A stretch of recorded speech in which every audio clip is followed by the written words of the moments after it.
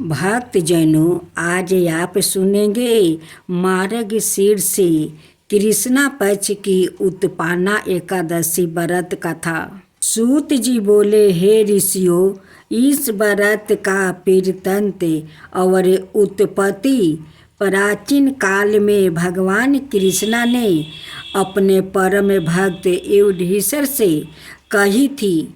वही सब मैं तुमसे कहता हूँ। एक समय युधिष्ठिर ने भगवान कृष्णाचंद्र से पूछा, हे भगवान, एकादशी का व्रत किस विधि से किया जाता है और उसका क्या फल प्राप्ति होता है? उपवास के दिन जो क्रिया की जाती है, आप कृपा करके सब मुझसे विस्तार पूर्वक कहिए। यह वचन सुनकर श्री कृष्णा जी कहने लगे कि हे युधिष्ठिर, मैं एकादशी के व्रत का महात्म्य तुमसे कहता हूँ। तुम एकाग्रचित होकर सुनो। सर्वप्रथम हेमंत ऋतु में मार्गशीर्ष कृष्णा एकादशी से इस व्रत को आरंभ करना चाहिए। दशमी को संध्या काल में भोजन करके अच्छी तरह से दत्वन आदि करे, जिससे अन्न का कोई अंश मुख में ना रह जाए। रात्रि को भोजन कदापि ना करे, अधिक ना बोले। एकादशी के दिन प्रात 4 बजे इस प्रकार है, अमुक संवत्सर का नाम ले, मार्गशीर्ष मास कृष्णा पक्ष पूर्णये पावनी एकादशी तीर्थो अमुक बासरे बार का नाम ले, अमुक गोत्रा उत्पन्ने अपने गोत्रा का नाम ले, अमुक नाम नोहे अपने नाम का उच्चारण करके ब्राह्मण हो तो शर्मा है, क्षत्रियो हो तो ब्रह्मा, वैसा हो तो गुप्त है और शूद्रा हो तो दासो कहे। सकल जन्म जन्मतर चिरन तानी यानी पापनी, तेसा सामनार्थ एकादशी व्रत माहे करी से। इसके परिचय शौच आदि से निवृत्त होकर नदी, तालाब, बावरी या कुएं पर जाकर मिट्टी आदि लगाकर इस मंत्र को पढ़ता हुआ अश्वा कराते, रथ कराते, विष्णु कराते, वासुदेरे उद्रिध तापी, बरोहेन कृष्ण सत्य बाहुना, मृत्यु के हर में पाप यन्मय पूर्व संचित में, तवाहे हेतन पापन गाच्छमि परमा, गतमी शुद्ध जल से स्नान करे। व्रत करने वाले चोर, पाखारी और स्त्रीगमी, निंदक, मिथ्याभाषी और किसी प्रकार के पापी मनुष्य से बात ना करे। स्नान के पश्चात धूप, दीप, नैवेद्य आदि 16 चीज़ों से भगवान का पूजन करे और रात को दीप दान करे। यह सब कर्म भक्ति और श्रद्धा युक्त होकर करे। रात्रि को सोना प्रसंग नहीं करना चाहिए। सारी रात्रि भजन कीर्तन आदि करना चाहिए और जो कुछ पहले जाने अनजाने में पाप किया हो उसकी क्षमा मांगनी चाहिए। धर्मात्मा पुरुषों को कृष्णा पक्ष और शुक्ला पक्ष दोनों एकादशियों को समान समझना चाहिए। जो मनुष्य ऊपर लिखी विधि के अनुसार एकादशी का व्रत करते हैं, उन्हें शंखों द्वार तीर्थ में स्नान करके भगवान के दर्शन करने से जो फल प्राप्ति होता है वो एकादशी व्रत के 16वां भाग के भी समान नहीं है। बेयाती पत के दिन दान देने से लाखों जग का फल प्राप्ति होता है। संकीर्ति से 4 लाख गुना है और सूर्य चंद्रमा ग्रहण में स्नान दान करने से जो फल प्राप्ति होता है वही पुण्य एकादशी के दिन व्रत करने से प्राप्ति होता है। अश्वमेध यज्ञ करने से 100 गुना और 1 लाख तपस्वियों को 60 बरस तक भोजन करने से 10 गुना है। 10 ब्राह्मणों अथवा 100 ब्रह्मचारियों को भोजन कराने से 1000 गुना पुण्य भूमि दान करने से होता है। उससे 1000 गुना पुण्य कन्यादान का होता है और उससे 10 गुना पुण्य विद्या दान करने से होता है। विद्या दान से 10 गुना पुण्य भूखे को भोजन कराने से होता है।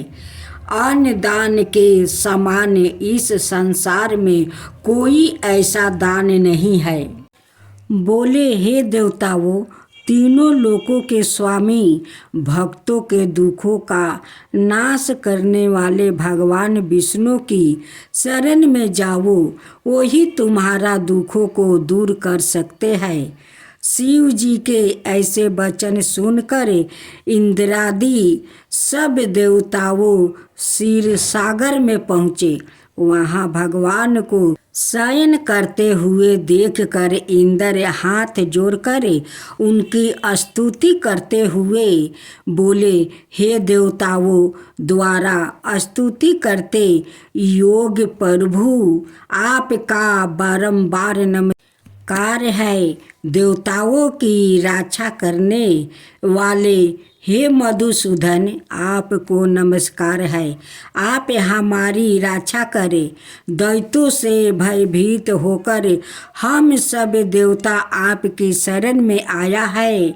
आप इस संसार के कर्ता, माता पिता, उत्पत्ति और पालन करता और संसार करने वाले हैं। सबको शांति प्रदान करने वाले हैं। आकाश और पाताल भी आप ही है। सबके पीताम्बर ब्रह्म, सूर्य, चंद्रमा, अग्नि, समग्रही, होम, आहुति, मंत्र, तंत्र, जप, यजमान, यज्ञ, कर्म करता, भोगता भी आप ही है। आप सबर व्यापक है। आपके सेवा तीनों लोकों में चर और आचार कुछ भी नहीं है। हे भगवान, दैत्यों ने हमको जीत कर स्वर्ग से निकाल दिया है और सब देवता इधर उधर भागे भागे फिर रहे हैं। आप इन दैत्यों से हमारी रक्षा करें। इंद्र के ऐसे वचन सुनकर उस बलवान असुर की गर्जना सुनकर सब देवता भय के मारे चारों दिशाओं में भागने लगा। जब सवाए भगवान विष्णु रणभूमि में आए तो दैत्य उनको भी देखकर अनेक प्रकार के अस्त्र शस्त्र और आयुध लेकर दौड़े। भगवान ने उनको आते देखकर सर्प के समान अपना बाणों से उनके शरीरों को बींध डाला। अनेक दैत्य उनके हाथों से मारे गए। केवल एक मूर ही जीवित बाचा रहा। वो अविचल भाव से भगवान के साथ युद्ध करता रहा। भगवान जो भी छीन बाण उसके शरीर में मारते हैं वो उसके लिए पुष्पा के समान हो जाते। शस्त्रों के प्रहार से उसका शरीर छीन भीन हो गया, परंतु वो फिर भी युद्ध करता ही रहा। अब वो आप से माला युद्ध करने लगे और 10,000 बरस तक उनका माला युद्ध होता रहा, परंतु वो दैत्य भगवान से पराजित ना हुआ। तब भगवान विष्णु युद्ध से थक कर बर्दिका आश्रम चले गए। वहाँ पर एक हेमवती नाम की सुंदर गुफा थी। उसमें विश्राम करने के लिए वो उसके अंदर प्रवेश कर गए। यह गुफा 12 योजन लंबी थी और उसमें एक ही द्वार था। भगवान वहाँ जाकर सो गया। वो दैत्य उनको सोए हुए देखकर मारने के लिए उद्यत हुआ। वो अभी मारने का प्रयत्न कर ही रहा था कि उनके शरीर से एक अत्यंत प्रभावशाली सुंदर कन्या अस्त्र शस्त्र धारण किए हुए उत्पन्न हुई और दैत्यों के सामने आकर युद्ध करने लगी। वो दैत्य उस बलवान कन्या को देखकर आश्चर्यचकित होकर उसके साथ युद्ध करने लगे। उस कन्या के ऐसे भयानक पराक्रम को देखकर दैत्य विचारने लगा कि इस कन्या को किसने बनाया है जो ऐसा भयानक युद्ध कर रही है। वो ऐसा विचार कर ही रहा था कि उस महादेवी ने उस बलवान दैत्य के रथ को चूर चूर कर दिया और उसके अस्त्र शस्त्रों को काट कर टुकड़े टुकड़े कर दिया। तब वो दैत्य महान क्रोध करके माला युद्ध करने लगा, परंतु देवी ने उसको धक्का मार कर मूर्छित कर दिया। जब वो दैत्य मूर्छित से जागा तो उस देवी ने उसका सिर काट डाला। इस प्रकार वो दैत्य तो पृथ्वी पर गिर कर मृत्यु को प्राप्ति हुआ और बाकी दैत्यों डर के मारे पाताल लोग को भाग गया।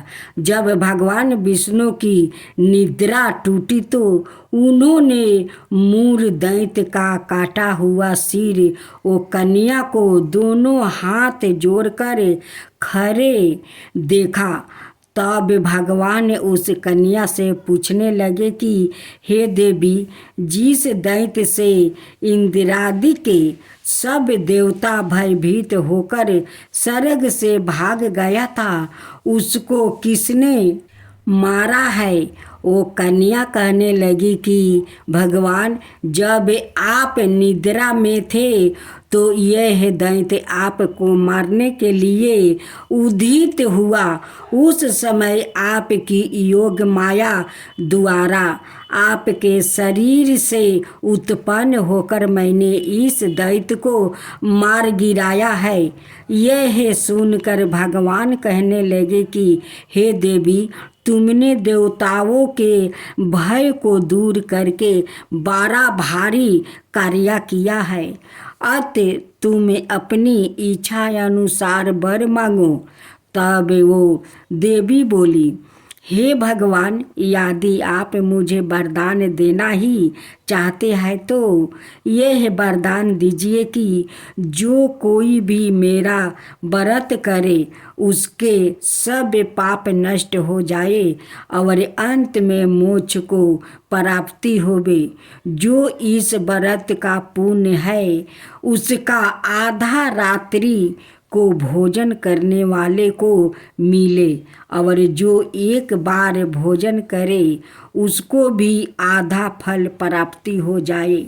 मनुष्य भक्ति पूर्वक मेरे व्रत में एक बार भी भोजन ना करे उसको धर्म धन और मुक्ति प्राप्ति हो।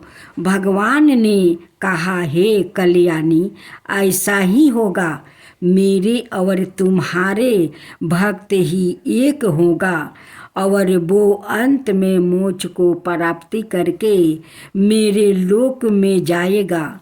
क्योंकि तुम एकादशी को उत्पन्न हुई हो, अंत तुम्हारा नाम एकादशी ही होगा। तुम मुझे सब तीर्थों से प्रिया हो, इस कारण तुम्हारे व्रत का फल सब तीर्थों से भी अधिक फल देने वाला होगा। श्री युधिष्ठिर ने कहा कि भगवान, आप तीनों लोगों के स्वामी हैं, सबको सुख देने वाले और जगत के पति हैं। मैं आपको नमस्कार करता हूँ। हे देव, आप सबके हितैषी हैं। अतः मेरे संशय को दूर करके मुझे बताइए कि मार्ग शीर्ष शुक्ला एकादशी का क्या नाम है और उस दिन कौन से देवता की पूजा की जाती है और उसकी विधि क्या है। भगवान कृपाए आप मेरे प्रश्नों के विस्तार पूर्वक उत्तर दें।